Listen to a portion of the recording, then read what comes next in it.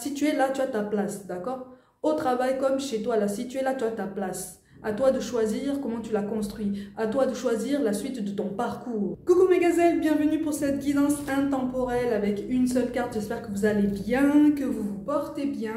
Allez, on va travailler avec ce tarot.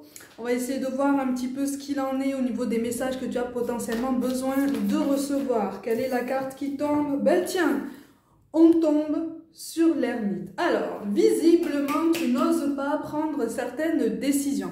On ne me parle pas forcément d'une décision capitale, en fait, par rapport à n'importe quel domaine de ta vie. On me parle de tout un tas de décisions. Donc, en fait, là, tu n'es pas sur un dilemme unique, tu es sur toute une série de choix qui te paraissent difficiles comme ça parce qu'en fait elles appuient sur tes peurs. Alors il est question d'un lien familial ou en tout cas d'une personne dans ton cercle familial qui pourrait avoir une influence pour l'instant un petit peu néfaste sur ta prise de choix, sur ton raisonnement. Alors on n'est pas non plus sur une influence néfaste qui appelle à du danger, qui appelle à de mauvaises intentions.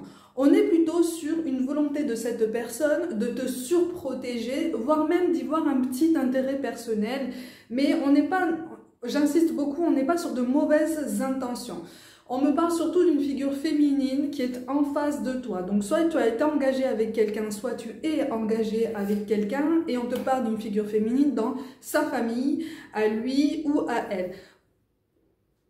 On me parle de belle-mère, de belle-maman, voilà, de position un petit peu équivalente, si tu veux. Hein. C'est quelqu'un qui pense à des petits-enfants qui n'ont peut-être pas encore existé et qui sont encore dans ses projets personnels, en fait, hein, qui sont encore dans ses espoirs. C'est une personne qui ne prend pas forcément en compte ton avis, tes besoins, ta situation, tes choix en fait, tu vois, tes choix et celui de ton ou ta conjointe.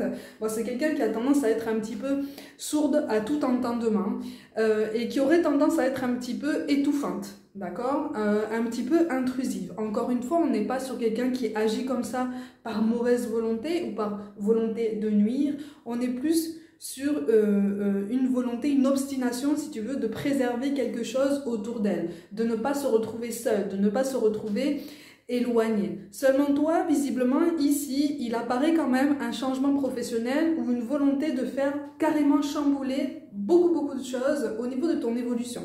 Pour certains d'entre vous, vous allez être deux à bouger au niveau professionnel. Il y a des responsabilités qui vont changer aussi pour la personne de tes pensées, que tu sois encore engagé avec elle ou pas. Pour ceux qui ne sont plus engagés avec cette personne, il y a forcément des enfants au milieu, si tu veux. Et donc, il y a une logistique à mettre en place, une logistique à réfléchir. Prends le temps. On t'engage vraiment, si tu veux, on t'encourage vraiment à prendre le plus de temps que possible pour réfléchir et puis pour trouver un compromis. On a la lettre M qui apparaît. Soit c'est le tien, soit c'est le sien, soit c'est le prénom, une lettre qui caractérise le prénom de la fameuse belle-maman ou équivalent, en fait, dont je t'ai parlé. Bon, c'est quelqu'un qui va jouer un rôle quand même particulièrement déterminant pour toi. Pour certains d'entre vous, il s'agit de quelqu'un que tu as dans ton cœur, quelqu'un que tu connais déjà ou que tu vas rencontrer. Dans la majeure partie des cas, c'est quand même quelqu'un que tu connais déjà. D'accord? Toujours avec la lettre M de toute façon. Et c'est ça aussi qui fait que tu sembles un petit peu tourneboulé, tu sembles un petit peu perdu. Ok?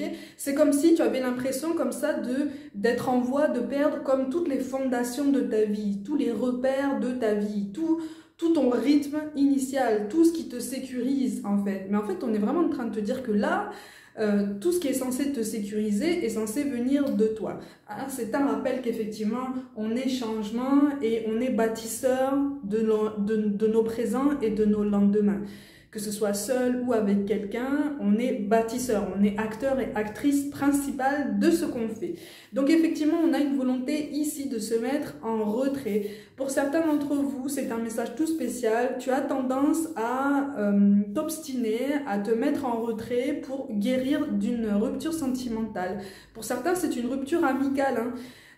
qui était quand même un petit peu tendancieuse, elle était quand même un petit peu ambiguë. C'est quelque chose qui t'a fait mal parce que tu as eu la sensation de ne pas comprendre ce qui t'avait été demandé et de ne pas être compris par rapport à tes ressentis, par rapport à ton vécu et toutes tes réactions en fait sur le moment. C'est-à-dire que c'est comme si cette personne avait carrément réussi à retourner la situation, comme si tu avais causé les dégâts, comme si tu avais été le déclencheur de tout cet effet boule de neige dans sa vie à lui ou à elle. On a tous nos responsabilités dans les relations humaines, mais à un moment donné, il faut aussi remettre les choses à plat, hein, et retrouver un équilibre. Donc, tu as pris pour toi certaines choses, certains reproches. Encore aujourd'hui, c'est le cas et c'est en train de te peser sur le moral. D'où cette volonté en ce moment de vouloir te mettre en retrait, de vouloir penser à toi. Attention cependant à ne pas te couper du monde non plus, d'accord? Te mettre en retrait par rapport à cette personne, c'est ok. On te précise même que c'est probablement nécessaire, hein, de toute façon. Te retirer du monde carrément parce que tu es triste et que tu as du mal à gérer cette tristesse, là pour le coup on te dit que ça n'est pas forcément le meilleur moyen de remonter la pente et de surmonter cette blessure. On est sur une blessure d'injustice là, un sentiment de blessure d'injustice, mais qui fait écho probablement à des restes de blessures de rejet et d'abandon. C'est un cocktail assez particulier quand même.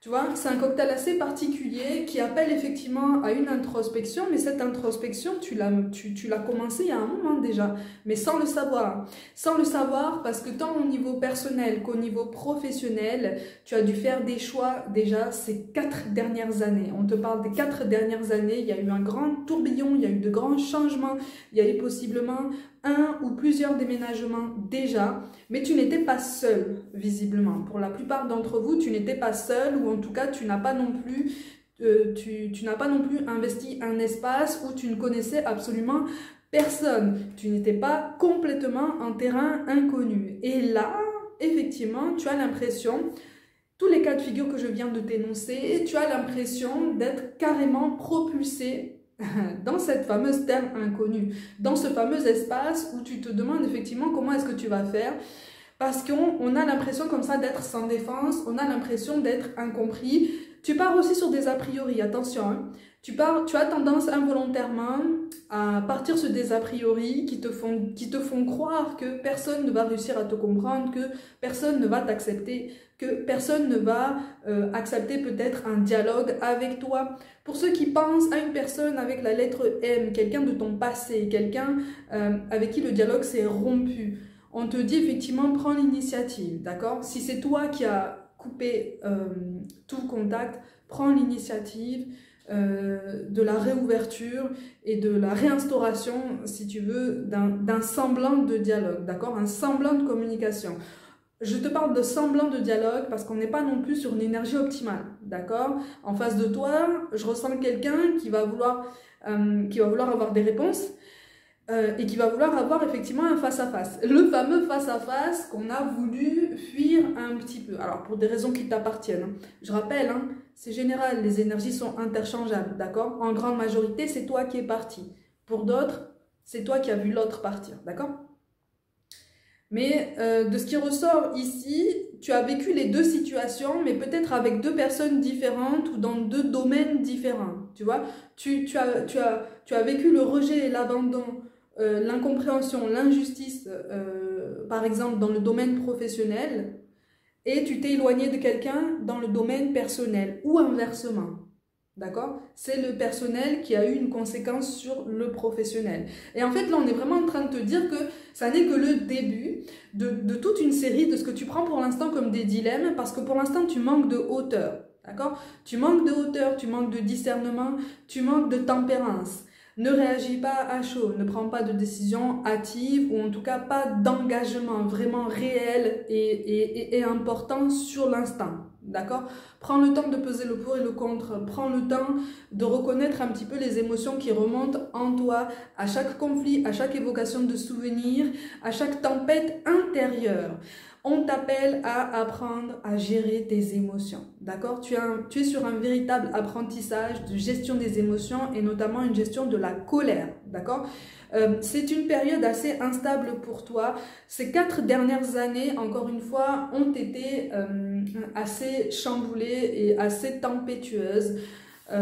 Tu as appris certaines choses, mais pour des raisons qui t'appartiennent encore une fois, mais parce qu'en fait tu as eu peur de plonger en toi-même, tu es resté très en surface de tous les enseignements que l'univers a essayé de t'envoyer, si tu veux. Après, on est tous comme ça, hein. On est tous comme ça. On essaye de s'inscrire comme ça dans le rythme du quotidien, un rythme qui peut être particulièrement soutenu et à terme particulièrement difficile à tenir, à supporter, hein. Il faut une endurance. Il faut aussi savoir s'instaurer des moments de repos, des moments où on déconnecte complètement, où on pense à nous. Donc là, en fait, c'est comme si tu étais déjà en train de tirer la sonnette d'alarme, mais parce qu'en fait, tu as mis de côté, si tu veux, tout ce que l'univers t'a apporté. C'est comme si quelqu'un t'avait déposé un cadeau devant ta porte, à peu près tous les jours pendant 4 ans, et que toi, chaque matin, tu avais ouvert la porte, tu avais découvert le cadeau, et tu l'avais mis de côté en disant « Bon, je regarderai après, j'ai pas le temps. Bon, je regarderai après, j'ai d'autres raisons. Je regarderai après, quelqu'un a besoin de moi. Je regarderai après, je suis pas d'humeur. Là, il est temps de déballer tous les cadeaux, hein.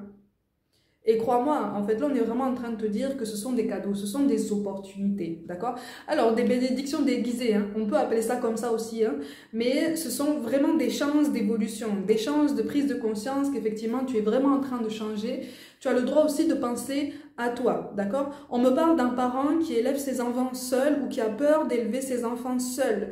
Soit tu es déjà dans cette situation et tu t'en sors, mais avec brio, vraiment, avec une force incroyable, déjà. Donc rien que pour ça, on te dit bravo. Soit tu as peur de prendre cette route et on te dit que tu as potentiellement déjà un pied sur ce chemin, si tu veux. Ça ne veut pas dire que tu vas y aller complètement, ça ne veut pas dire qu'il n'y a absolument aucune solution avec la personne en face de toi. C'est un cas tout particulier que je te mets en avant là, mais visiblement ça sort dans cette guidance, dans ces messages que je te transmets. Réfléchis bien à ta définition du bonheur, réfléchis bien aux éléments sur lesquels tu appuies ta définition du bonheur. Est-ce que ça ne s'appuie que sur toi? À ce moment-là, tu peux être heureux et heureuse entre guillemets partout et de toutes les façons. Est-ce que ça nécessite la présence de quelqu'un? À ce moment-là, on t'invite à te poser d'autres questions, si tu veux. Comment est-ce que tu comptes faire tenir cette définition du bonheur en fonction d'une présence de quelqu'un si de toute façon tu n'as absolument aucun pouvoir sur les énergies de cette personne? On est vraiment en train d'essayer de te faire gagner clairvoyance et discernement par rapport à tout ça, d'accord? Tu as fondé beaucoup d'espoir sur une situation. Là, on te parle d'une situation familiale, une situation personnelle. Tu as fondé beaucoup d'espoir à ce niveau. Les choses sont en train de se transformer. Tu as encore le pouvoir de transformer d'une autre façon cette situation, mais on te demande aussi d'essayer d'accepter le libre arbitre de la personne qui est en face de toi. C'est pas facile, hein? Et oui, on est d'accord, c'est pas facile, hein. Quand on tient à une personne sincèrement, on a du mal à la laisser potentiellement partir ou émettre un avis contraire au nôtre parce qu'on a peur de la perdre, on a peur de la voir disparaître de notre paysage, on a peur de ne plus avoir de contact avec elle, on a peur de ne plus être heureux sans elle. Si tu te focalises sur cette peur-là, elle viendra, si tu veux. On est vraiment en train de te dire ça. Et pour ça, il faut absolument que tu t'inscrives dans le monde, il faut absolument que tu évites de te couper complètement de ton entourage au complet. Pour certains d'entre vous, il est question de trouver comme une compensation dans le domaine professionnel. Les choses sont en train de bouger aussi. Et on te précise que ce n'est pas parce que tu as trébuché que tout est en train de s'effondrer, d'accord? Les choses peuvent être pardonnées, les choses peuvent être réparées dans une certaine mesure. Moi, on me parle de personnes qui sont déjà dans une structure et qui ne vont pas en partir, hein.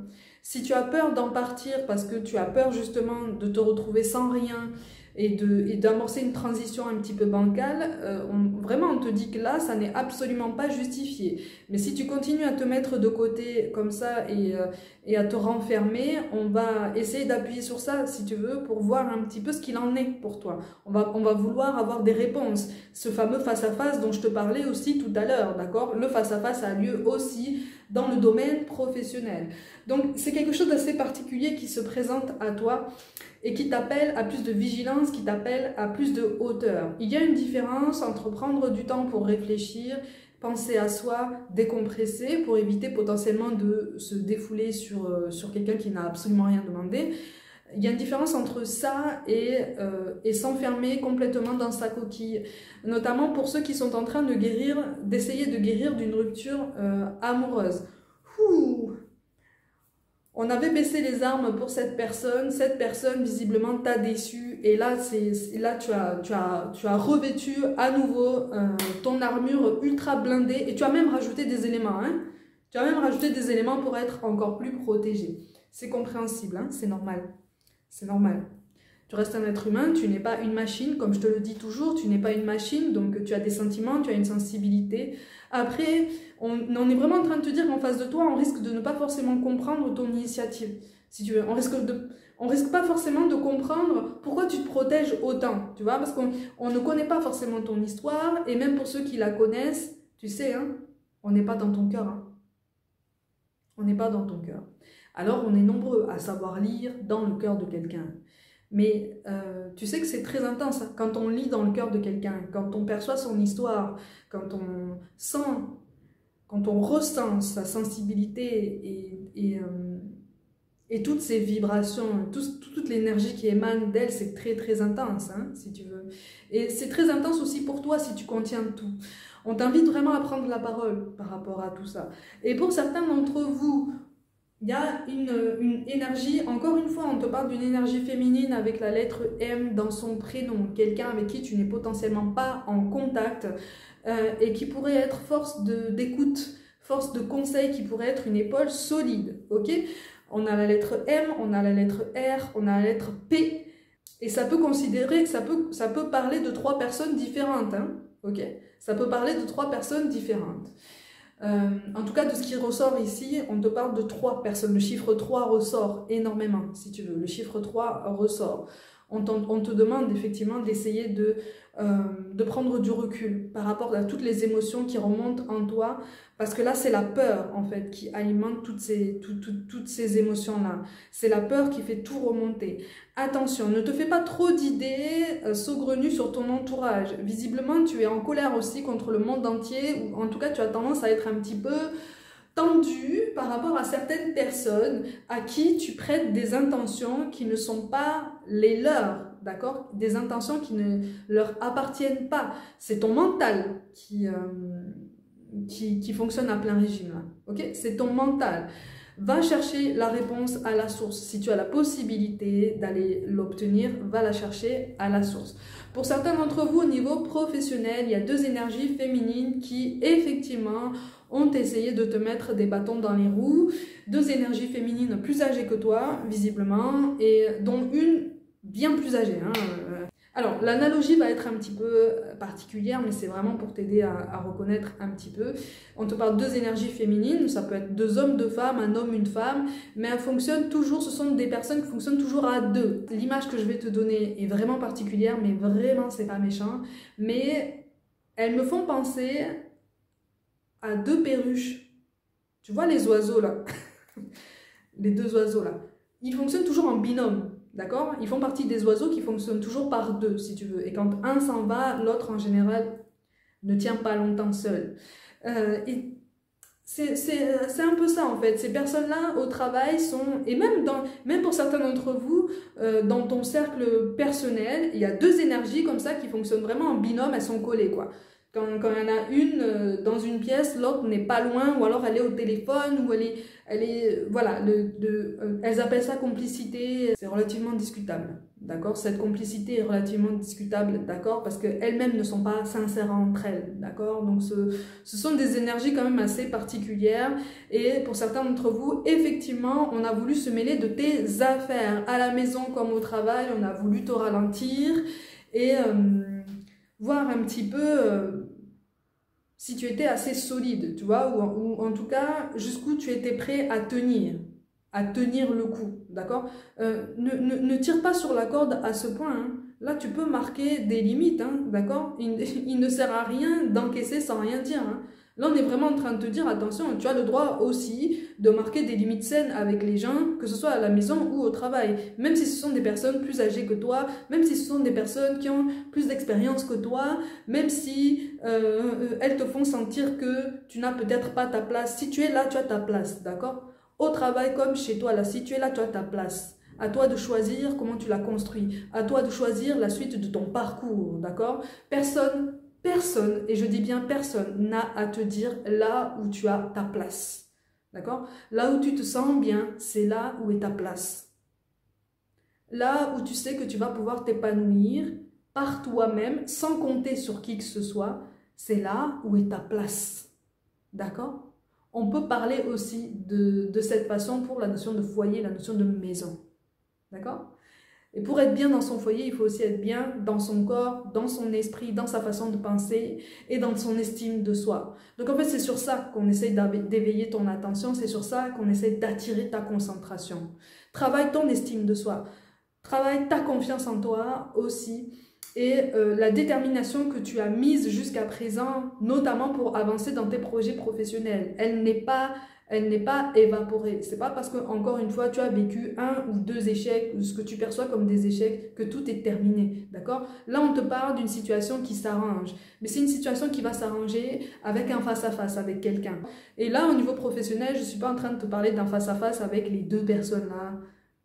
Les deux personnes qui sont fusionnelles. Il y aura des barrières à mettre là, hein, d'accord? Mais ce sera pour plus tard. Il y aura un face-à-face avec... On te parle d'une énergie masculine, en tout cas une énergie de direction, une énergie d'encadrement. Il y a un échange qui est possible là et qui va porter ses fruits. Donc garde confiance, mais surtout ne te coupe pas du monde. Ta place, elle est là, ok? Donc occupe-la pleinement et entièrement. Montre que tu es là. C'est ce qu'on veut voir en fait. Que tu es là, on veut voir ce que tu sais faire, on veut voir ce que tu as à proposer, on veut voir que tu essayes, d'accord? Et à force d'essayer, on voit, à force d'essayer, on se perfectionne, on s'élève, d'accord? On devient de plus en plus pointu dans un domaine. Dans la vie, c'est pareil en fait. À partir du moment où on apprend à communiquer, à partir du moment où on apprend à faire des choix en conscience, hein, à partir du moment où on apprend le courage, les choix courageux dont je te parlais au début du tirage. Tu t'élèves, tu grandis, tu occupes ta place. Tu vois? Donc, il ne sert à rien de te mettre en mode ermite pour un temps indéfini. Ok? Là, il est temps d'agir. Il est temps de montrer qui tu es. Il est temps de penser à ton équilibre, mais par toi-même. Il est temps de redéfinir ton équilibre avec ta propre énergie, juste avec ta présence. Juste avec ta détermination, juste avec ta force personnelle, d'accord?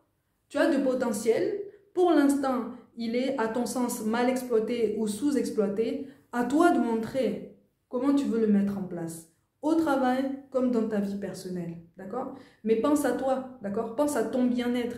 Là, de ce qui ressort ici, tu t'es longtemps laissé marcher sur les pieds, tu as longtemps été dans la complaisance, tu as voulu faire plaisir, tu as voulu te rassurer, donc remplir des cases, coller une étiquette pour espérer être aimé, pour espérer être apprécié, pour espérer être entouré. Maintenant, tu te rends compte là, visiblement, tu te rends compte là que certaines des personnes qui gravitent autour de toi jusqu'à présent ont toutes porté des masques et t'ont simplement demandé de faire la même chose.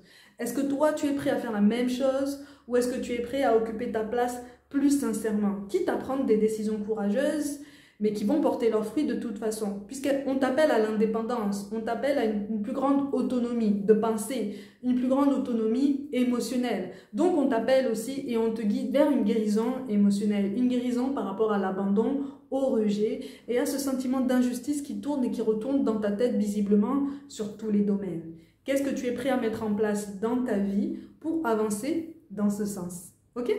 Allez mes gazelles, comme d'habitude, prenez soin de vous, croyez en vous pour toute guidance personnelle. Mon mail est mentionné comme d'habitude. Pour choisir ta guidance, mon site internet est mentionné, d'accord? Soit sur l'écran, soit en bas de la vidéo. De toute façon, tu vas choisir ta guidance, tu me contactes, il y a un formulaire de contact. Je t'envoie tout mon soutien et je te dis à très vite.